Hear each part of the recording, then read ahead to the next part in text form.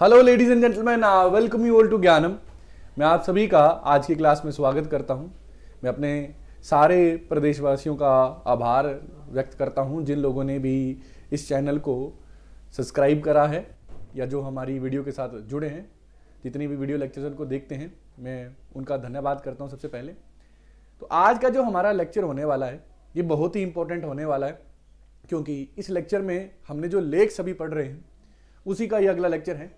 Lakes में हम लोग आज नेचुरल लेक्स को शुरू करेंगे। और जैसा कि लास्ट लेक्चर में आपको मैं बता चुका था कि लेक्स जो है उनको याद करने का सबसे अच्छा तरीका ये है कि उनका वर्गीकरण करें, उनकी क्लासिफिकेशन करें हम लोग। तो अगर हम लेक्स की क्लासिफिकेशन करें तो आर्टिफिशियल लेक्स, नेचुरल लेक्स, ये दो वर्ग बन सकते हैं, ये दो क्लासेस बन सकते हैं। इसमें से भी जो अगर हम बात करें जो आर्टिफिशियल लेक्स की हैं वो इससे पहले का जो लेक्चर है उसमें आप उसको देख चुके होंगे। आज का जो लेक्चर है इसमें आर्टिफिशियल लेक्स के बारे में डिस्कस करेंगे। आर्टिफिशियल लेक्स भी बहुत सारी हैं, मेजर और इंपॉर्टेंट की बात करें तब भी बहुत सारी हैं। इनको हम लोगों ने क्या करना है, फर्दर क्लासीफाई करना है।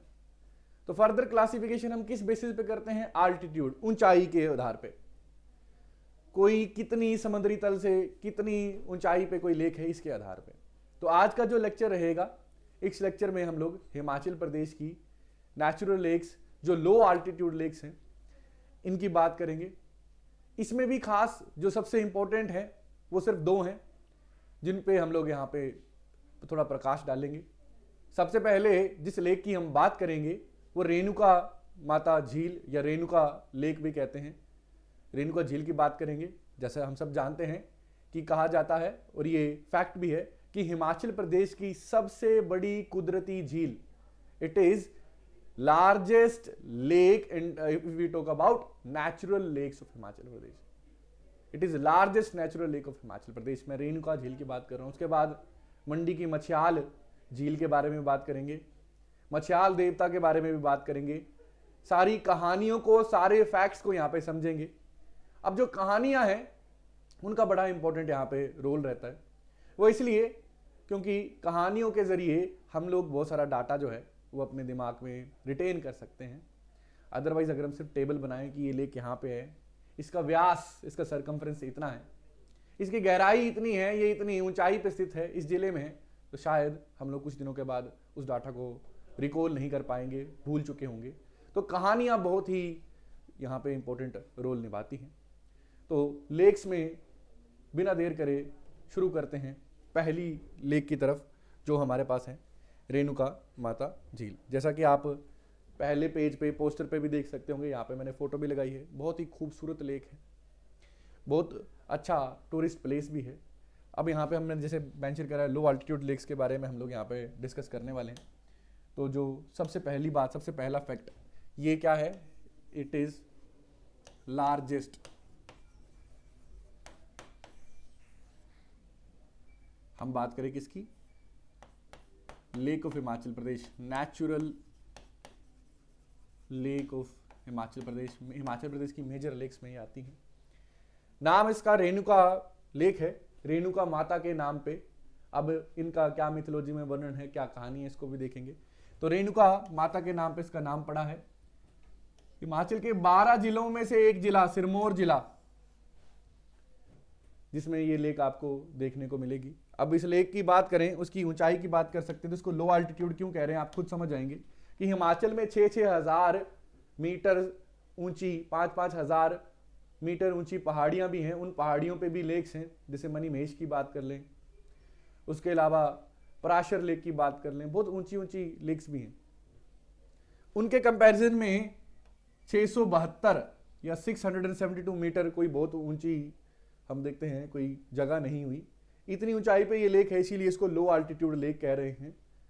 ठीक है, अब आप समझ चुके होंगे कि लो अल्टीट्यूड मैंने इसको क्यों कहा। ठीक है, क्योंकि ये बहुत ऊंचाई पे नहीं है।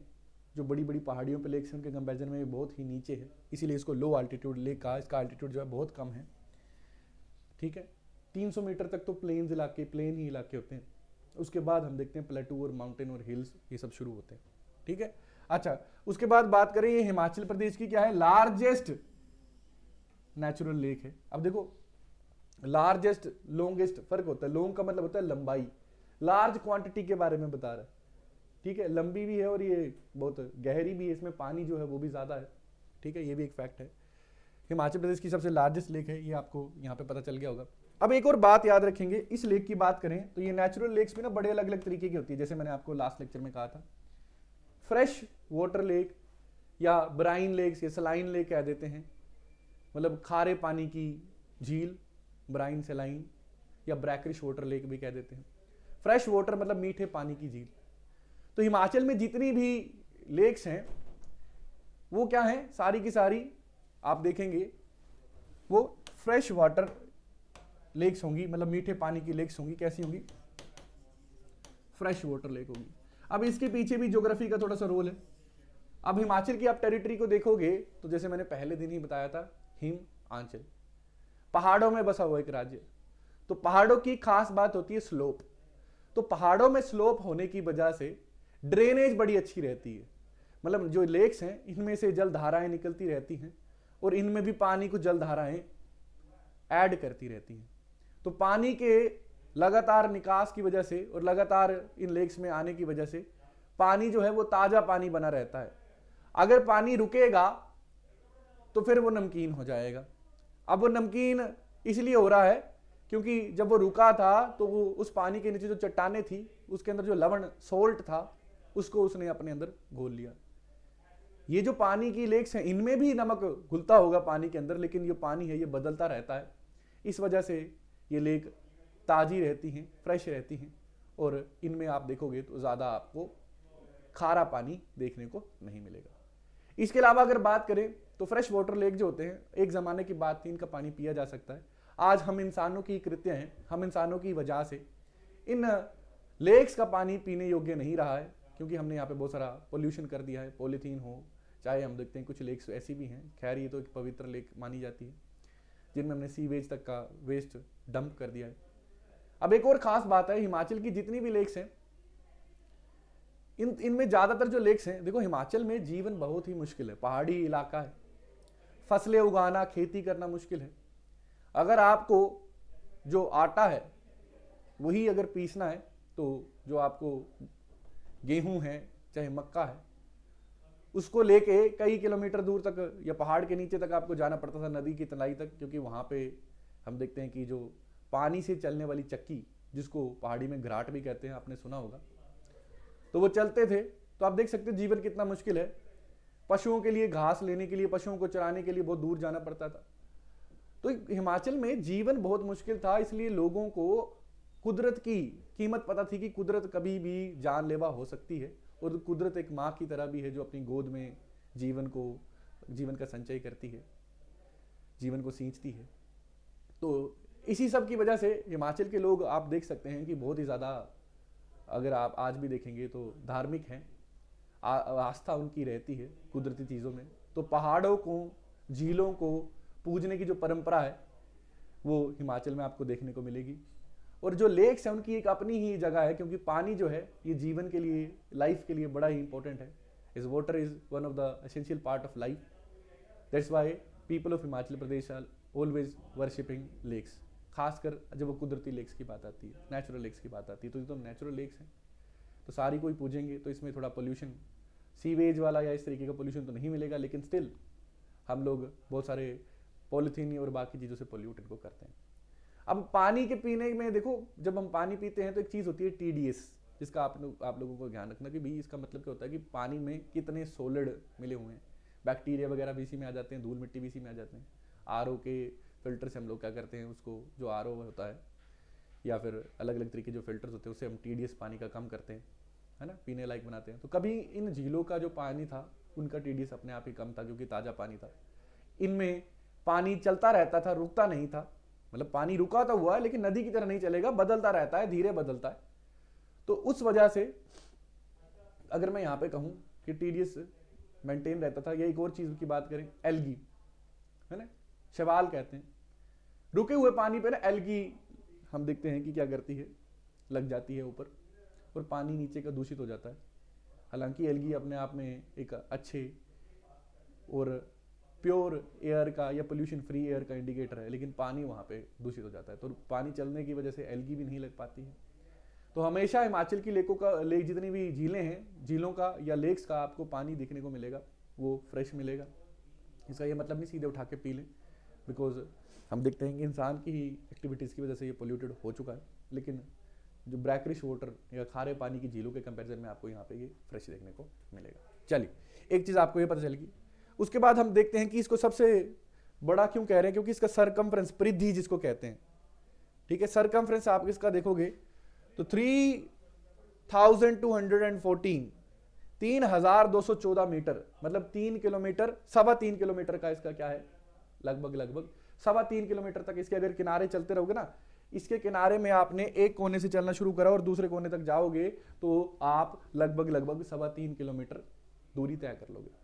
ठीक है, कोई भी सर्कल है उसकी जो आउटर मोस्ट बाउंड्री है उसकी लेंथ को हम क्या कहते हैं, सरकमफ्रेंस कहते हैं। तो उसका सरकमफ्रेंस आप देख सकते हैं, अंदाजा रखेंगे थोड़ा सा कि 3.25 किलोमीटर है ना, 3.25 किलोमीटर के आसपास इसकी क्या है, अगर आपने याद रखोगे इसका, अगर तुम देखोगे इसकी सरकमफ्रेंस है।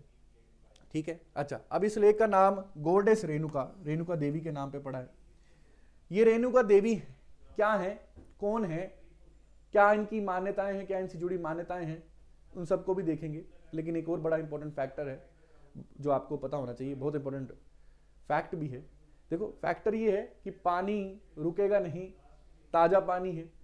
तो यहाँ पे हम देखते हैं कि जल जीवन, मैरीन लाइफ को बहुत अच्छा स्कोप है। उस वजह से हम देखते हैं कि यहाँ पे बहुत अच्छी बायोडाइवर्सिटी और हम लोगों को एक इकोसिस्टम यहाँ पे बनता हुआ दिखेगा, कि जहाँ पे हमें बहुत सारे जानवर देखने को मिलेंगे, छोटे छोटे जानवर देखने को, जीव जंतु देखने को मिलेंगे, जिनका परस्पर एक दूसरे के साथ संबंध होता है। अब ये जितने भी जीव जंतु हैं यहाँ पे जो रह रहे हैं, और हम देखते हैं कि झील अपने आप में है, तो जितनी भी झीलें हैं वो एक तरीके की वेटलैंड है। वेटलैंड मतलब नाम से ही क्लियर है, गीली भूमि या जिस भूमि के आसपास पानी हो। तो एक कन्वेंशन है रामसर कन्वेंशन, आपने नाम अक्सर सुना होगा इसको। ठीक है, ये रामसर कन्वेंशन जो है, रामसर बेसिकली एक शहर है ईरान का। यहाँ पे ना कन्वेंशन का मतलब होता है कि कोई लोग मिलके आपस में कुछ एग्री करते हैं किसी पॉइंट्स पे। जैसे फॉर एग्जांपल ये शहर है एक, तो यहाँ पे सारे देशों के प्रतिनिधि गए और इन्होंने कहा कि दुनिया में जो जितने भी वेटलैंड्स हैं वो बड़े ही ज़रूरी है, हम इंसानों के लिए भी और धरती के लिए भी, क्योंकि यहाँ पे बहुत सारे इकोसिस्टम्स हैं। तो इनको बचाने के लिए, ये ख़राब हो रहे हैं क्योंकि इनमें पोल्यूशन हो रहा है, या फिर हम देखते हैं कि इन्वायरमेंट की मार इन पे पड़ रही है, तो इनको बचाने के लिए कुछ कदम उठाए जाएं। वो सारे क्या कदम उठाए जाएंगे, उनका सारा का ब्यौरा हम देखते हैं कि लिखा गया, और उसको ही हमने कहा कि ये एक रामसर कन्वेंशन है। अब ये भारत भी इस कन्वेंशन को मानता है, तो हम देखते हैं कि भारत में भी या पूरे देश में लोग क्या करते हैं कि जो अथॉरिटीज़ हैं वो चयन करती हैं कि कौन सी साइट है वो रामसर साइट है या नहीं है। भारत में भी बहुत सारी रामसर साइट्स हैं। जैसे हमने जो आर्टिफिशियल लेक्स देखी थी, उसमें हमने पोंग डैम का जो रिजर्वोयर है उसको भी देखा था। महाराणा प्रताप सागर जो हमने रिजर्वोयर देखा था वो भी एक रामसर साइट थी। तो वैसे ही रेणुका झील भी क्या है, एक रामसर साइट है। और कब, नवंबर 2005 में इसको रामसर साइट घोषित कर दिया गया था, और रामसर कन्वेंशन के अंडर भी इसको प्रोटेक्शन मिलती है। तो ये खैर रेणुका झील के बारे में मैंने आपको चीज़ बताई। अब यहाँ पे एक मेला भी लगता है, रेणुका मेला या रेणुका फेयर, बहुत ही मशहूर मेला है, आर्ट एंड कल्चर से भी जुड़ी हुई ये बात है। इसके बारे में भी आपको बता दूं तो कहा जाता है कि ऋषि जमदानी और उनकी जो वाइफ हैं, जिनका क्या नाम था, रेणुका माता, इनको एक बालक की उत्पत्ति होती है, और वो बालक स्वयं श्री विष्णु जो हैं या भगवान विष्णु जो हैं उनका अवतार होता है। भगवान विष्णु ने ये वरदान दिया होता है माता रेणुका को कि वो उनकी गोद से जन्म लेंगे। उस वरदान के फलस्वरूप वो रेणुका माता की गोद से जन्म लेते हैं अपने एक अवतार की तरह, जिनको हम परशुराम के नाम से भी जानते हैं। तो जो परशुराम है, ठीक है, जो परशुराम जी हैं, ठीक है, उनकी अगर हम बात करें तो परशुराम जी की ही ये माता हैं, माता रेणुका जो है। तो अब होता यूं है कि इनके जो पिता थे वो भी बहुत बड़े ऋषि थे। उनको स्वयं भगवान इंद्र ने कामधेनु गाय, जिसका बहुत ही एक उच्च स्थान माना जाता है हिंदू धर्म में, तो कामधेनु गाय इनको भेंट में दी थी और इनसे एक वादा लिया था कि आप ये गाय किसी को भी नहीं देंगे, क्योंकि ये किसी के गलत हाथों में नहीं जानी चाहिए। ठीक है, ये कहानी का भूमिका तो आपने समझ ली। इसी दौरान एक क्षत्रिय राजा था जिसका राज हुआ करता था, जिस इलाके में ये लोग रहते थे। सहस्त्रबाहु नाम था उसका। अब सहस्त्रबाहु को जैसे ही कामधेनु को पता चलता है तो वो ऋषि जामदग्नि के पास जाता है और कहता है मुझे कामधेनु गाय दे दो। वो कहते हैं मैं कामधेनु गाय आपको नहीं दे सकता, क्योंकि मुझे ये करने की अनुमति नहीं दी गई है इंद्रदेव से। तो गुस्से में आके जो सहस्त्रबाहु है, सहस्त्रबाहु ऋषि जामदग्नि का वध कर देता है और माता रेणुका जो है बगल में ही एक झील होती है, उसमें जल समाधि ले लेते हैं, उसमें कूद जाते हैं। अब इस दौरान जो भगवान परशुराम है वो नहीं होते हैं उस जगह पे, लेकिन जब वो वापस आते हैं उन्हें मालूम होता है तो वो अपने दिव्य शक्तियों से, सिद्धियों से ऋषि जामदग्नि को पुनर्जीवन देते हैं, उनको फिर से जीवित कर देते हैं। और वो रेणुका माता के पास भी जाते हैं और उन्हें उनसे आग्रह करते हैं कि कृपया आप इस झील से बाहर आ जाइए। लेकिन जो रेणुका माता हैं वो हठ में आ गई हैं कि मैं इस झील से बाहर नहीं आऊंगी। बड़ी आग्रह के बाद, बड़ी विनतियों के बाद भी बाहर नहीं आती हैं। लेकिन भगवान परशुराम का हम सबको पता है कि वो भी बहुत ज़्यादा हठीले थे, है ना। चिरंजीवियों में आते हैं, आपने रामायण में भी इनका जिक्र सुना होगा कि धनुष तोड़ते हैं शिव का राम और लक्ष्मण, तो फिर ये परशुराम जाते हैं। महाभारत में भी आपने जिक्र सुना होगा कि कर्ण के गुरु थे, कर्ण को श्राप भी देते हैं। तो ये भगवान परशुराम के हट से तो सब ही वाकिफ हैं, हम सब वाकिफ हैं। अब ये भी हठीले थे, ये तब तक हट करते हैं जब तक माता रेणुका मान नहीं जाती है। माता रेणुका कहती हैं कि मैं ये जो देखो आप लिखे ना प्रबोधिनी एकादशी, इस दिन मैं बाहर जल से आया करूंगी और आपसे मिलूंगी, अपना स्नेह आपको दूंगी। तो हम देखते हैं कि उसके बाद माना जाता है कि हर प्रबोधिनी एकादशी के दिन क्या होता है कि माता रेणुका मिलने आती है भगवान परशुराम से, और उसी की याद में ये मेला मनाया जाता है। और उसके बाद फिर से माता रेणुका उसी सरोवर में वापस चली जाती हैं। और कहते हैं कि जल समाधि लेने के बाद माता रेणुका ने जब इसके अंदर जल समाधि ली तो उसके बाद ये एक औरत की आकृति में, एक औरत की शेप में इस लेक ने अपना आकार ढाल लिया था। ठीक है, तो रेणुका फेयर आप देख सकते हो यहाँ पे फोटो पे। ठीक है, तो रेणुका फेयर के बारे में पढ़ लेते हैं। On the eve of Prabodhini Ekadashi के दिन the 5-day long international level Shri Renuka Ji fair begins with the arrival of son Lord Parshuram at Shri Renuka Ji, the home of his divine mother Shri Renuka Ji। अब होता क्या है, देखो international fair की बात करते हैं। हिमाचल में जैसे लवी का फेयर हो गया, मिंजर का फेयर हो गया, कुल्लू का दशहरा हो गया, इंटरनेशनल फेयर का इनको ओहदा मिला हुआ है।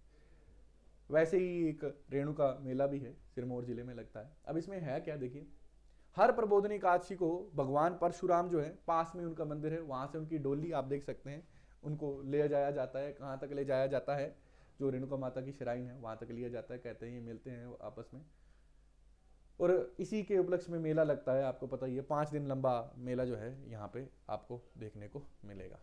ठीक है, तो ये थी रेणुका माता की कहानी और रेणुका झील के बारे में सारी की सारी बातचीत। तो मैं आशा करता हूं आपको ये पता चल गया होगा। अब चलते हैं अगली झील के बारे में, जो है मछियाल लेक, मछियाल झील। ठीक है, आप यहां पे देख सकते हो फोटो में मछियाल झील का एक आपको यहां पे दृश्य देखने को मिल रहा होगा। तो यहां पे मछ या मछली या मच्छी, आपको पता होगा इसका मतलब क्या होता है, इसका मतलब है फिश। और मछियाल, देखो अब जो आड़ है, ठीक है, ये देखो अगर तुम देखो कि जब लोगों के नाम के आगे आड़ लगता है ना, मंडियाड़, चमयाड़, है ना, तो मतलब वो ये भी इंडिकेट कर रहा होता है कोई कहाँ से। लेकिन मंडियाड़ी में आड़ ओड़ का मतलब क्या होता है कि एक पोखर पानी का भी होता है। तो हम देखते हैं कि ऐसे मत्स्य देव जो पानी में रहते हैं उनको भी मछियाल देव कहते हैं। अब जो मछियाल लेक है ये भी एक लो अल्टीट्यूड लेक है, और कहाँ पे है, मंडी जिले में। आपने याद रखना है कौन से जिले में है, मंडी जिले में। ये बड़े इंपॉर्टेंट चीज है, आपने याद रखना है कहां पे है, मंडी जिले में। और ये जो लेक है ये भी सैक्रेड है, पूजनीय है। ठीक है, पवित्र लेक माना जाता है इसको। और ये किसके नाम पे पड़ी है? मच्छिंद्रनाथ, जो मत्स्य अवतार था भगवान विष्णु का। भगवान विष्णु के पहले कुछ अवतारों में से जो मत्स्य अवतार है, उस अवतार में हम देखते हैं, उस अवतार को पूजा जाता है, मच्छिंद्रनाथ के नाम से उनको जाना जाता है, भगवान मच्छिंद्रनाथ के। तो उनके नाम पे हम देखते हैं कि ये जो है ये बनी है लेक पूरी की पूरी, ठीक है। और कहा जाता है कि जो फिश गॉड है लॉर्ड विष्णु, उनके नाम पे आपको यहाँ पे देखने को मिलेगा। अब इसकी कहानी के बारे में जान लेते हैं। बहुत बड़ी लेक नहीं है, छोटी सी लेक है। यहाँ पे आपको एक श्राइन भी मिलेगी, मंदिर मिलेगा मछयाल नाथ का। अब इससे जुड़ी हुई बहुत सारी कहानियां हैं, कुछ पे हम लोग यहाँ पे चर्चा करेंगे। हजार बातें, हजार मुंह और 10,000 बातें, वही वाली बात है, 100 मुंह 1000 बातें, कि जितने मुंह उतनी कहानियां। तो अलग अलग लोगों की अलग अलग कहानियां हैं इसके पीछे। कुछ जो सबसे प्रसिद्ध कहानियां हैं, उन कहानियों पे यहाँ पे हम लोग चर्चा करेंगे।